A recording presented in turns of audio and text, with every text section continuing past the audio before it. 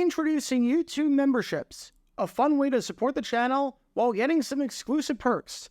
Click the join button to become a member now and get benefits like badges next to your name on videos, behind-the-scenes photos, advantages during the live trivia game, discounts on merchandise, private one-on-one video chats, the ability to request future video topics, and exclusive 8 to 10 minute videos on the history of the NFL. And now, on with our feature presentation. What the heck happened to the Washington Commanders defense? I mean, seriously, this was projected to be the strength of this football team. Washington was 7th in the league in points allowed last season, and over their last 12 games, only allowed 17.9 points per game. You've got a talented team with tons of players in that front seven like Montez Sweat, Jonathan Allen, and Chase Young. You've got a team that allowed the 4th fewest passing yards of any team in football last season. You've got a team that knocked the quarterback down on 13.4% of pass attempts last season, which was the second highest percentage in the league, only behind the New York Jets. You've got a team that was inside the top 10 in quarterback hits and tackles for a loss. The defense was never supposed to be an issue with this team whatsoever. But my God, through 5 games, and that could not be further from the truth, because Washington's defense has more holes in it than a slice of Swiss cheese. In Week 2, sure, the Commanders won the game, but they allowed 33 points to the Denver Broncos, the team with the worst offensive football last season, although they are admittedly way better on that side of the ball this year. In Week 3, they allowed 37 points to the Buffalo Bills, and that doesn't even tell the whole story, because the Bills did not throw a single pass for the final 10 minutes and 37 seconds of the game, and had backup quarterback Kyle Allen in there for most of the fourth quarter to finish it off. In Week 4, they allowed 34 points to the Philadelphia Eagles.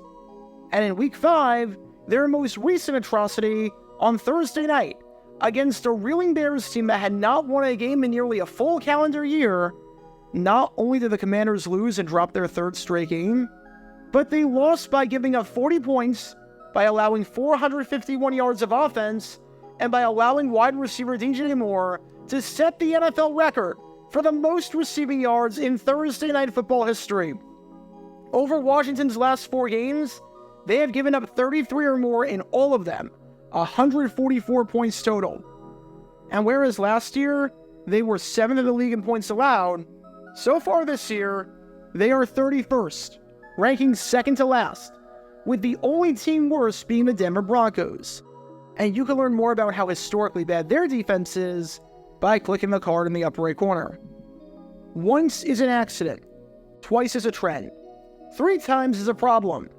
And if that's the case, then 4 times is a state of emergency. Because through 5 games, Washington's defense has allowed 33 or more points in 4 of them. Which raises the question, how bad is Washington's defense? And based on NFL history, is there any hope for them for the rest of the season? And any chance that they can turn things around? Well, not quite. Because the 2023 Washington Commanders are historically bad. Here's how it works. I looked at every team to do what the Commanders did, which is allow 33 or more points in 4 of their first 5 games. There is no cutoff date for this. It's just during any season in NFL history across the 100-plus years that the league has been around. They did not have to be consecutive games like Washington did. All that it had to be is 4 times in the first 5 games of the season. And then, I simply looked at how those teams finished the season, and whether they were able to turn things around. Could they recover and finish with a winning record? Could they make the playoffs? Well, based on history, what Washington has done by allowing 33 or more points in 4 out of 5 games to start the year off has happened 7 other times in NFL history. And folks, the results are not pretty for any of the teams on the list. I'll just put it that way. Let's just say that if you were a Commanders fan, based on the teams on this list, and based on the upcoming schedule, with 2 dates against Dallas and games against Philly, San Francisco, and Miami still to come, don't book your ticket for Las Vegas in the Super Bowl anytime soon. The most recent team to do this was back in 2020 during the pandemic season, when their division rival, the Dallas Cowboys, accomplish this infamous feat.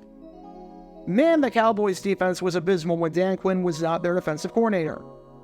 Through the first 5 games of 2020, the Cowboys, much like the Commanders this year, were 2-3. And through the first 5 games of 2020, much like the Commanders, the Cowboys had no defense to speak of. They allowed 39 points in Week 2 against the Atlanta Falcons, in a game that no one on God's green earth knows how they won, because that was an epic Falcons choke job. Then followed that up by allowing 38 points in Week 3 against the Seattle Seahawks. Then followed that up by allowing 49 points in Week 4 against the Cleveland Browns. And followed that up by allowing 34 points in Week 5 against the New York Giants. That's 4 games in their first 5 where they allowed 33 or more points. Things did not get much better for the Cowboys the rest of the way, which is a pretty common theme throughout this video. They ended the year with a 6-10 record, missing the playoffs, and their defense finished the year 28th out of 32 teams in points allowed. Prior to the Cowboys, the last team to do this was back in 2016, when the New Orleans Saints accomplished this feat, as despite having the second best offense in football, they had no defense whatsoever to speak of. In Week 1, they allowed 35 points to the Oakland Raiders, which was a bad omen of things to come.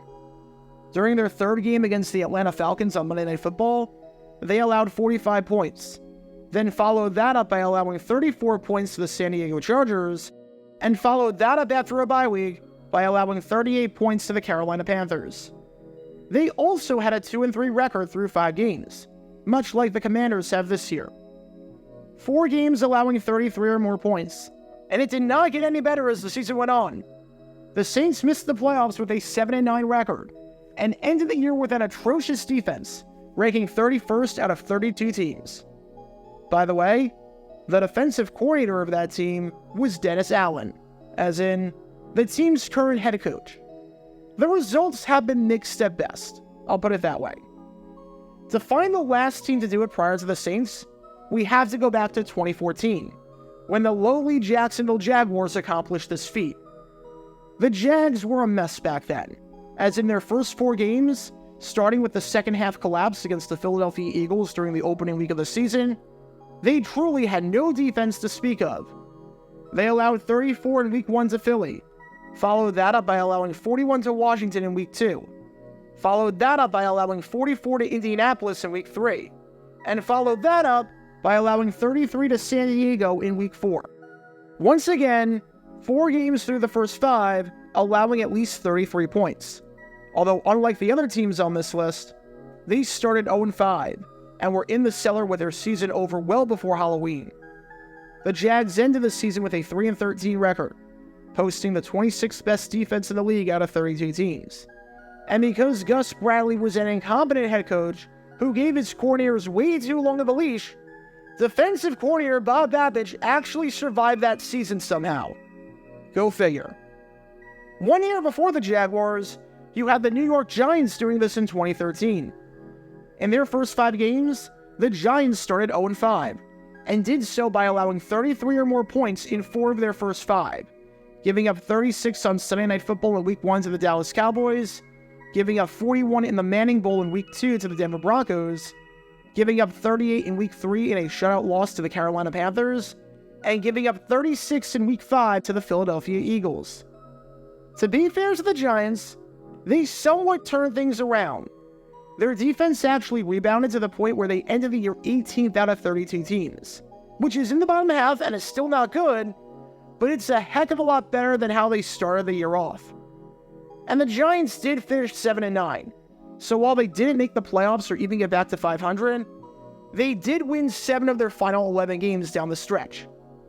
They dug themselves quite the hole that was almost impossible to get out of, but they tried.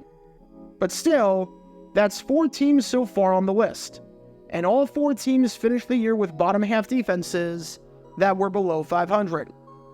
Now, the Giants might have recovered somewhat, but I can't say the same thing about recovering defensively for the next team on our list, the 2012 Tennessee Titans. In their first 5 games, they went 1-4 and had an abysmal defense, allowing 34 points in Week 1 to the New England Patriots, allowing 38 points in Week 2 to the San Diego Chargers, allowing 41 points in an overtime thriller in Week 3 to the Detroit Lions, and allowing 38 points in Week 4 to the Houston Texans.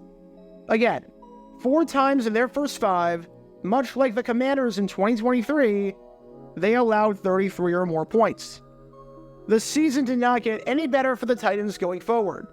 They finished the year 6-10, and ended it with the worst defense in football, having allowed 471 points, or 29.4 points per game. Defensively speaking, the Titans started the season at the bottom, and they finished the season at the bottom. Before the Titans did it, the Buffalo Bills accomplished this back in 2010, and defensive coordinator George Edwards somehow survived the season and got to return in 2011 for some reason. The 2010 season was a disaster for the Bills, as they started at 0-5, and did so thanks to a porous defense that allowed 33 or more points in 4 of their first 5 games, with the Bills losing 34-7 in Week 2 to the Green Bay Packers, losing 38-30 in Week 3 to the New England Patriots, losing 38-14 in Week 4 to the New York Jets, and losing 36-26 in Week 5 to the Jacksonville Jaguars. Things did not get any better for Buffalo going forward, as their defensive struggles will continue en route to a 4-12 season, where they finished 28th in the league in defense out of 32 teams, which is obviously terrible. And oddly enough, the final team on the list to do this and allow at least 33 points in 4 of their first 5 games was all the way back in 1954, when Washington did it, making them the only team to appear on this list twice. There are no highlights or lowlights from back then, seeing as it was 1954. So I'm just going to show lowlights of the Commanders' defense from this season to truly exhibit the awful company that they're in by being this historically awful on defense.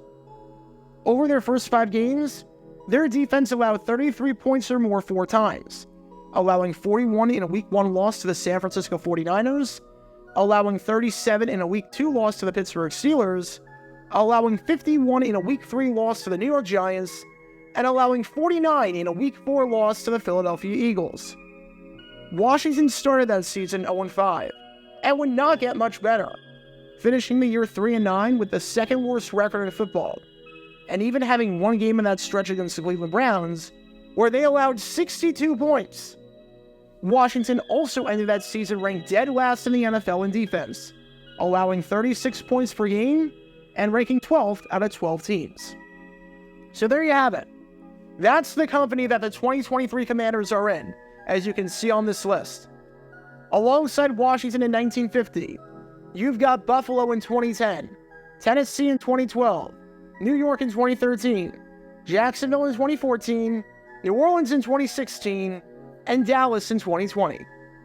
All 7 of those teams missed the playoffs. All 7 of those teams finished the season with a record below 500. All 7 of those teams could not really turn things around defensively, with all 7 teams finishing the year in the bottom half of the league in defense and comfortably inside the bottom 10, with the 2013 New York Giants being the only real exception to the rule. And when you look at the records of all 7 of those teams, it comes down to a combined record of 36-72, or a winning percentage of just 33%. That means that, based on history, over the course of a 17-game season, we can expect the Commanders to not just finish the season with a bottom 5 defense, but to finish the season with somewhere around 6 wins. When you look at that company, yeah, it's not pretty. And it's not getting guys like Ron Rivera and Jack Del Rio off of the hot seat anytime soon. I'll just put it that way. And it's not getting any easier for the Commanders. This start to the season against teams like Arizona, Denver, and Chicago was supposed to be the easy part from a defensive standpoint. They still have to play the Eagles again, who have the 5th best offense in football. They still have to play the Cowboys twice, who have the 3rd best offense. They still have to play the Seahawks on the road, who have the 7th best offense. They still have to play the 49ers, who have the 3rd best offense. And they still have to play the Dolphins, who dropped 70 on the Broncos and have the league's best offense as things stand. Things are not looking good for the Commanders based on everything. I'll just put it that way. Now, we are early on in the season, and there is still plenty of time for the Commanders to turn things around. But history is not on their side in the slightest bit. Every single team that started the season off with as porous of a defense as Washington has ended up finishing the season with a record below 500, well outside of the playoff picture. Every single team that has started the season off with as porous of a defense as Washington has ended up continuing their defensive struggles throughout the season, with some doing it way worse than others. But the history is not kind, because through the first 5 games of the season, we can safely say it. The 2023 Washington Commanders are historically bad. Get your official Jaguar Gear 9 merchandise by going to jj9shop.com, and be sure to like and subscribe, as it really helps the channel out a lot. Join me every Wednesday night where we'll play NFL Trivia for cash prizes at 9 p.m. Eastern over on Twitch. To learn more about the history of college football, subscribe to Jaguar Gator 8. To learn more about the history of Major League Baseball, subscribe to Jaguar Gator 7. Also, special thanks to all of our Patreon supporters for helping out the channel. Your support is greatly appreciated. See how you can become a patron and request future video topics in the description below.